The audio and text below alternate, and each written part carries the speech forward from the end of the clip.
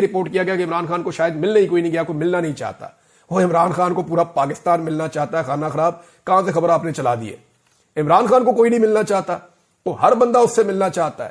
ابھی آپ صرف یہ کہہ دیں نا کہ عمران خان کو ملنے کے لیے اتنے لاکھ روپے کی رقم جو ہے وہ دینی پڑے گی, تو آپ کے پاس اربوں روپیہ جمع ہو جائے گا 2 دن کے اندر. میں آپ کو لکھ کر دیتا ہوں, آپ عمران خان سے ملنے کی قیمت 10 لاکھ روپے مقرر کر دیں.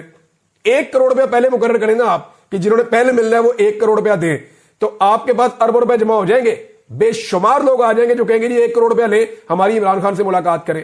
تھوڑے دنوں کے بعد جب وہ ختم ہو جائیں تو آپ 50 لاکھ کر دیں, پھر 10 لاکھ کر دیں. آپ اربوں روپیہ اکٹھا کر سکتے ہیں صرف عمران خان صاحب سے ملاقاتیں کروا کے. لوگ اپنی پیسہ دینے کے لیے تیار ہے عمران خان صاحب سے ملنے کے لیے, تو یہاں کوئی ملنے نہیں آئے گا. یہ خبر ویسے کوئی سمجھ آنے والی نہیں تھی, لیکن پھر بھی پاکستان تحریک انصاف نے بتایا کہ جناب ہم نے تو مذاکراتی کمیٹی کے نام دیے تھے لیکن نہیں ملوایا گیا. معاملہ یہ ہے کہ حکومت کی جو مذاکراتی کمیٹی ہے وہ کہتے ہیں جی ملاقات ہونی چاہیے, وہ گارنٹی بھی دیتے ہیں ملاقات میں جناب عمران خان صاحب کی ملاقات کروائی جائے گی ان کی مذاکراتی کمیٹی سے تاکہ معاملات آگے بڑھے. لیکن جو مذاکراتی کمیٹی, ایاز صادق صاحب وہاں پہ دیکھ رہے ہیں نا معاملات, تو جو مذاکراتی کمیٹی عمران خان صاحب کی ملاقات نہیں کروا سکتی ان کی مذاکراتی کمیٹی سے, وہ مطالبات کیسے منظور کروائے گی؟ ان کا تو مینڈیٹ ہی کوئی نہیں ہے. یعنی عمران خان کے مطالبات تو بہت بڑے ہیں نا, کہ جوڈیشل کمیشن بنا دیں, قیدیوں کو رہائی دی جائے جو سیاسی قیدی ہیں جن کے ساتھ ظلم ہو رہا ہے. یہ مطالبات تو بہت بڑے, اور ابھی بڑے مطالبات مزید بھی آنے ہیں. تو معاملہ یہ ہے کہ جو کمیٹی ملاقات نہیں کروا سکتی وہ کمیٹی مذاکرات کے نتیجے پہ عمل درآمد کیسے کروائے گی؟ تو یہاں سے آپ کو سمجھ آ جانی چاہیے کہ ان کے پاس مینڈیٹ کوئی نہیں ہے. جن کے پاس مینڈیٹ ہے وہ مخمسے میں پھنسے ہوئے کہ کرنا کیا ہے. اب پھنس کہاں گئے ہیں, ذرا یہ خبر آپ لے لیں, جو بڑی خبر میں نے آپ کو شروع میں بتائی. جناب آپ کو میں نے کہا تھا کہ پہلے برطانیہ سے اور پھر امریکہ سے خبر آئے گی, تو برطانیہ والی خبر سب سے پہلے آ گئی ہے. 15 تاریخ کو, یہ بدھ کا دن ہوگا, اور 15 جنوری کو ایک خبر ہے کہ شام 5 بجے سے لے کر 6:30 بجے تک برطانیہ میں ایک میٹنگ ہونے جا رہی ہے پارلیمنٹ کے اندر, اور اس کے اندر بریفنگ ہوگی کن معاملات کے اوپر. یہ اب معاملات میں آپ کے سامنے رکھنے لگا ہوں. یہ فرینڈز آف ڈیموکریٹک پاکستان, یہ ایک تنظیم ہے اور یہ سول سوسائٹی کی تنظیم ہے.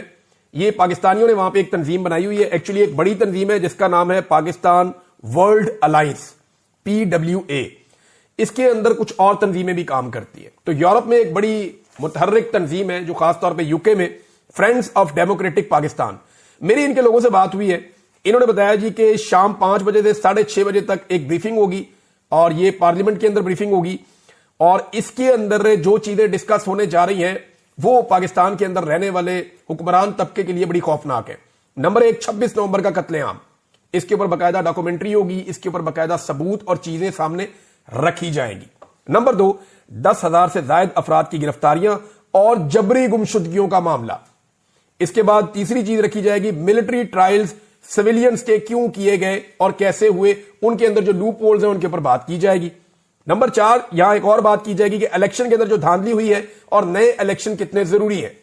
نمبر 5, عدلیہ پر جو اس وقت حملہ کیا گیا ہے, عدلیہ کو انڈرمائن کیا گیا ہے, اس کے دانت توڑے گئے ہیں, اور اس کے ساتھ جو رول آف لا کی پاکستان میں سچویشن ہے یہ وہاں ڈسکس ہوگا. اور ایک چیز اور ہے, یہ accountability for Pakistan military leaders, Pakistan کی جو فوجی قیادت ہے اس کی accountability for human right violations, جو وہاں پہ انسانی حقوق کی خلاف ورزیاں ہوئی ہیں اس معاملے پہ, انکلوڈنگ میگنسکی سینکشنز. یہ میگنسکی سینکشنز کیا ہے, بڑا مشکل لفظ ہے.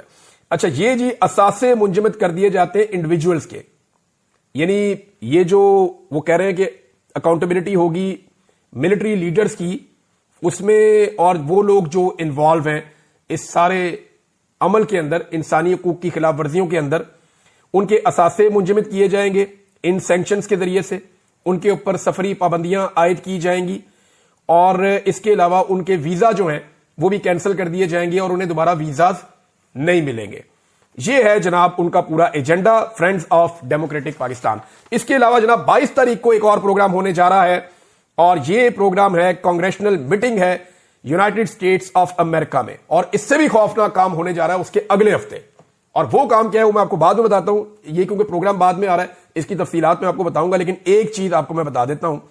وہاں پہ جو پروگرام ہے وہ فرسٹ پاکستان گلوبل, یہ بھی وہاں کی سول سوسائٹی ہے پاکستانیوں کی, اور ان کا کوئی پاکستان تحریک انصاف سے تعلق نہیں ہے، وہ پاکستان کے حالات سے پریشان ہیں اور ان کا یہ کہنا ہے کہ ہم ہر حال میں پاکستان کا تحفظ کریں گے، اور جو ان کا بھی ایجنڈا ہے تقریباً یہی ہے جو ایجنڈا میں نے آپ کو برطانیہ میں ہونے والے پروگرام کا بتایا۔ لیکن ایک بڑی خوفناک چیز جو امریکہ میں ہونے جا رہی ہے وہ آپ سنیں۔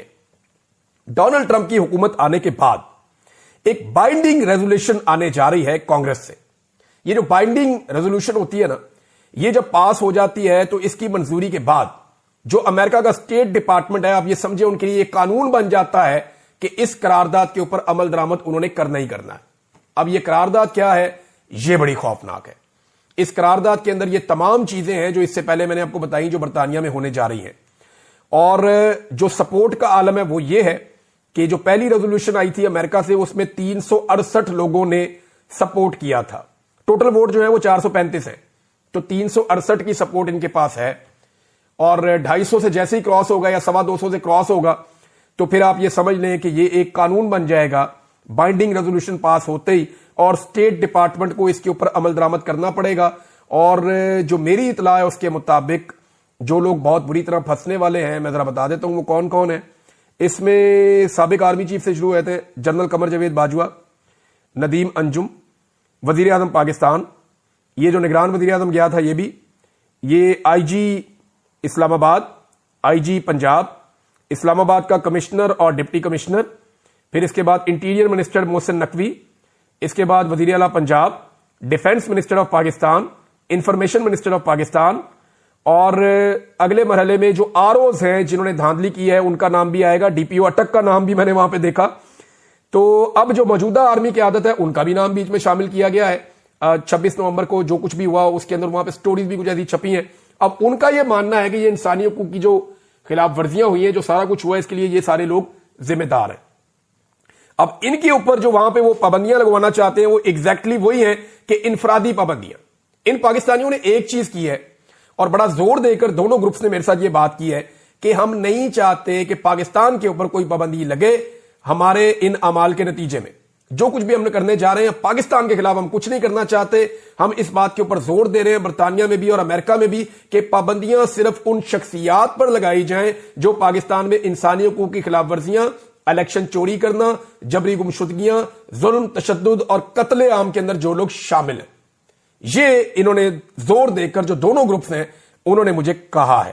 اب اس کی مزید تفصیلات میں آپ کو بتاؤں گا، لیکن عامر مغل صاحب نے ایک ٹویٹ کیا، میں نے اس کو پڑھا، لیکن اس سے پہلے جو ہے بی بی سی کی ایک خبر ہے وہ میں آپ کو بتا دیتا ہوں کہ پاکستان میں اس وقت سچویشن کیا ہے اور ہماری جو ہے وہ توجہ کہاں پہ ہے۔